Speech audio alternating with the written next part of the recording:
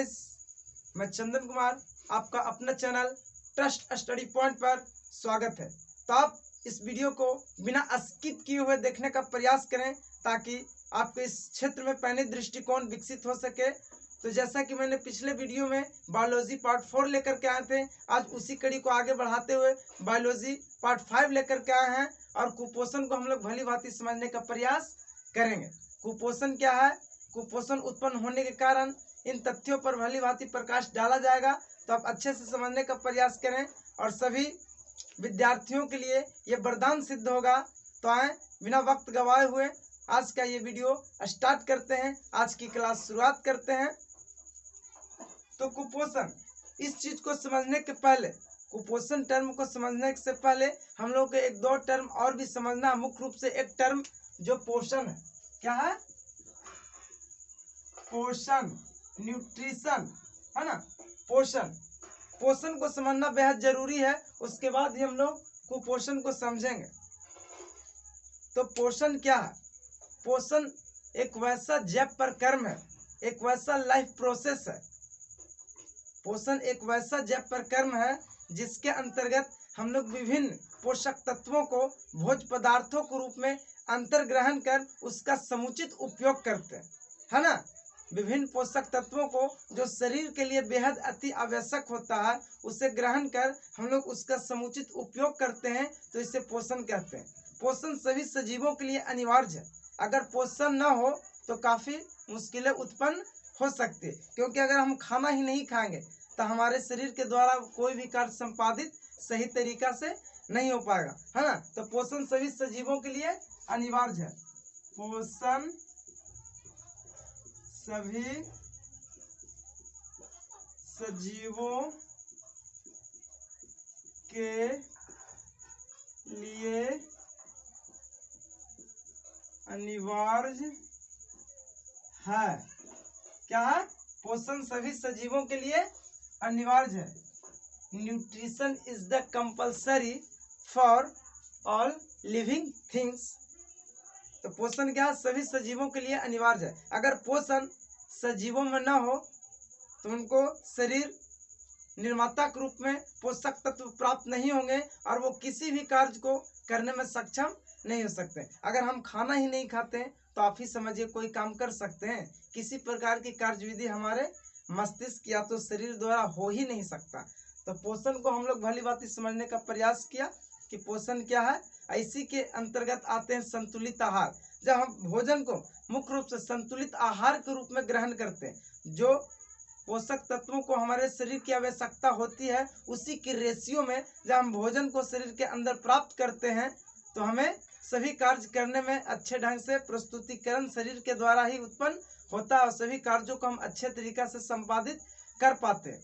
सभी का बैलेंस होना जरूरी है, समुचित अनुपात होना जरूरी है, अच्छा रेशियो होना जरूरी है। अगर अच्छे तरीका से उसका रेशियो, संतुलित आहार नहीं हम प्राप्त कर पाते हैं तो कार्य को सही रूप से नहीं कर पाएंगे। किसी चीज को अधिक खा लेने से भी दिक्कत है, उससे कम लेने से भी दिक्कत है। तो इसलिए भोज्य पदार्थों के रूप में हम लोग बैलेंस डाइट, है ना, बैलेंस फूड को ग्रहण करें ताकि हमारे शरीर द्वारा सभी कार्य सुचारू रूप से अच्छे तरीके से संपन्न हो सके। तो आइए हम लोग बिना वक्त गवाए और भी अच्छे तरीका से समझने का प्रयास करते हैं। एकदम स्थिरता पूर्वक, किसी प्रकार की दिक्कत नहीं है। जितने अच्छे से आप समझेंगे उतने ही अच्छे से आप एग्जाम में, मेंस की एग्जाम में, जो लिखित एग्जाम होता है उसमें आप लिख सकते हैं 9, 10, 11, 12, है ना। तो अब पोषण भी दो प्रकार के होते हैं, स्वपोषण और परपोषण। लेकिन पोषण को हम लोग अगले चैप्टर के रूप में पढ़ेंगे, ये थोड़ी सा इसलिए इसे समझाना बहुत जरूरी पड़ गया। तो आप समझेंगे कुपोषण। तो पोषण का तो रूप होता है दो, स्वपोषण और परपोषण। लेकिन यहाँ हम लोग समझेंगे एक सुपोषण, सुपोषण, और एक है कुपोषण। तो सुपोषण, सु का अर्थ हिंदी में होता है अच्छा, सुंदर। सुपोषण, जब शरीर को पोषक तत्वों की आवश्यकता होती है और जो पोषक तत्व हमारे शरीर को चाहिए वह सही रूप से वायलेंस के रूप में मौजूद होते हैं, यानी भोज्य पदार्थों के रूप में हम लोग उसे प्राप्त कर लेते हैं शरीर के अंदर। तो इस स्थिति को हम लोग सुपोषण कहते हैं, यानी किसी प्रकार की दिक्कत नहीं। जो हमें खाना चाहिए, जैसा हम शारीरिक श्रम करते हैं, जिस प्रकार की कार्यविधि करते हैं, उसके अनुसार जो हमें भोजन चाहिए वैसे भोजन को अपने भोज्य पदार्थों में उपलब्ध करते हैं। तो इसे क्या कहते हैं? ऐसी परिस्थिति को या ऐसी स्थिति को सुपोषण। और जस्ट इसके उल्टा, अपोजिट ऑफ दिस, इसका उल्टा कुपोषण है ना। कुपोषण क्या है? सुपोषण के ठीक विलोम शब्द है। जब हम शरीर में जिस प्रकार के हम कार्य विधि को करते हैं, जिस आयु वर्ग से हम आते हैं, तो सभी कार्य विधि के अनुसार आयु में सही प्रकार का पोषण अलग अलग ग्रहण किया जाता है पोषक तत्वों को। कि आप किस प्रकार का पोषक तत्व लें, आप कैसा कार्य करते हैं, किस प्रकार का काम करते हैं, ये काफ़ी मायने रखता है। जब आप बहुत ही हार्ड वर्क करते हैं तो आपको अधिक ऊर्जा की आवश्यकता होती है। जब आप कम हार्ड वर्क करते हैं तो कम ऊर्जा की आवश्यकता होती है। तो उसके अनुसार ऊर्जा की अलग अलग आपकी आवश्यकता है, उससे आप डाइट में प्रयोग कर सकते हैं, किस प्रकार से लेना है। तो कुपोषण है ना। कुपोषण का मतलब हो गया जो हमारे शरीर को उचित मात्रा में चाहिए वो भी हमें उपलब्ध नहीं हो पाता, यानी संतुलित आहार मुख्य रूप से हम प्राप्त नहीं कर पाते। तो इस परिस्थिति को ही कुपोषण कहा जाता है। कुपोषण के कारण विभिन्न प्रकार के शारीरिक व्याधियां उत्पन्न हो जाती है। कभी विटामिन की कमी से कोई रोग हो जाता है, फिर आपको प्रोटीन की कमी से रोग हो जाते हैं, कार्बोहाइड्रेट की कमी से आपका शरीर काफ़ी कमज़ोर हो जाता है, वसा की कमी से आपके शरीर में काफ़ी प्रॉब्लम्स होते हैं, है ना। तो जब आप पोषण के रूप में शरीर के अंदर अच्छे भोज्य पदार्थों को, जो संतुलित आहार उसे प्राप्त नहीं करते हैं, तो इस परिस्थिति को ही कुपोषण कहते हैं।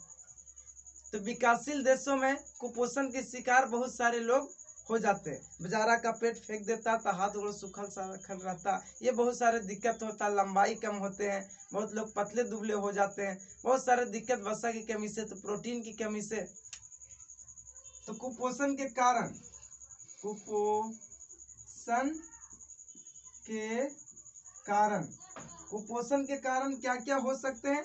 तो कुपोषण के बहुत सारे कारण है ना। कुपोषण के लिए बहुत सारे कारक जिम्मेदार हैं या उत्तरदायी है। जैसा कि कुपोषण के मुख्य कारण है गरीबी। क्या है? गरीबी।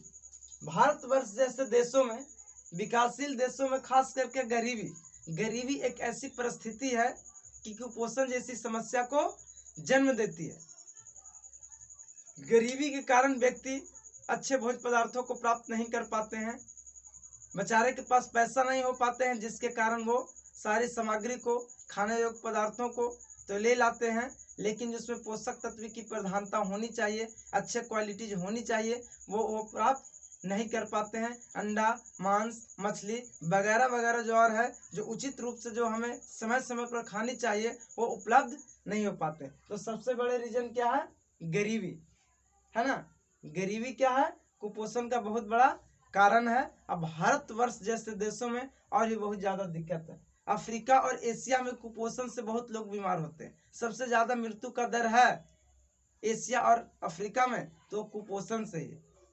कुपोषण के कारण बहुत सारे बच्चे अपना दम तोड़ देते हैं। तो ये बहुत ही दुखद बात है कि हमारे देश में भी बहुत सारे बच्चे ऐसे हैं कि कुपोषण का शिकार होते हैं।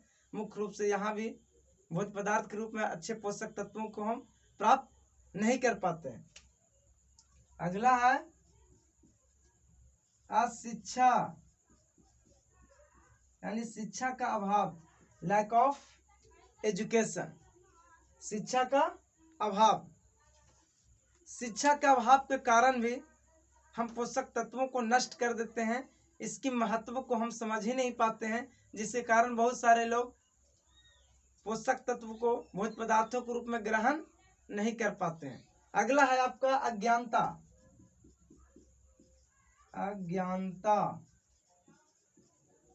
क्या है? अज्ञानतावश भी बहुत सारे लोग अच्छे भोज्य पदार्थों को भी खराब कर देते हैं। जैसे मसाला युक्त अधिक खाना, कोई जरूरी वाली बात नहीं कि मसाला युक्त खाना ही चाहिए, ज़्यादा मसाला नहीं, अधिक से अधिक सब्जियों को धो डालना, ये सब क्या है? इन सारे चीज़ों से, इन सभी कार्य करने से इसमें पोषक तत्व में कमी आ जाती है और हम लोग पोषक तत्व की कमी वाली चीज़ों को अंतर्ग्रहण करते हैं, तो इस परिस्थिति में हमें कुपोषण का शिकार होना पड़ता है। इसलिए फल फ्रूट भी खाना बेहद जरूरी है, ताकि उसमें पोषक तत्वों की प्रधानता होती है और आवश्यकता अनुसार और किस परिस्थिति में आप हैं, कैसे हैं, बालक जो विकास कर रहे हैं उनको और भी अधिक पोषक तत्वों की आवश्यकता होती है, किन किन पोषक तत्वों की आवश्यकता पड़ती है, इन सारी चीज़ों को मध्य नजर रखते हुए आपको ग्रहण करना है। अधिक श्रम करने वाले को अधिक ग्रहण करना कार्बोहाइड्रेट। तो क्या समझ गए? कुपोषण के कारण, कुपोषण के क्या कारण है? गरीबी। गरीब बेचारा जो है उन्हीं से पूछिए कितना दिक्कत होता है। कहा गया गरीब सताए तीन गए धन वंश और जस। गरीब सताए तीन गए धन वंश और जस, यकीन नहीं तू देख लो कौरव रावण कंस।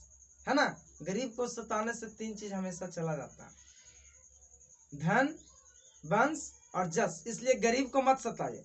अगला क्या है? अशिक्षा। अशिक्षा का अभाव में बहुत सारे लोग कुपोषण के शिकार हो जाते हैं।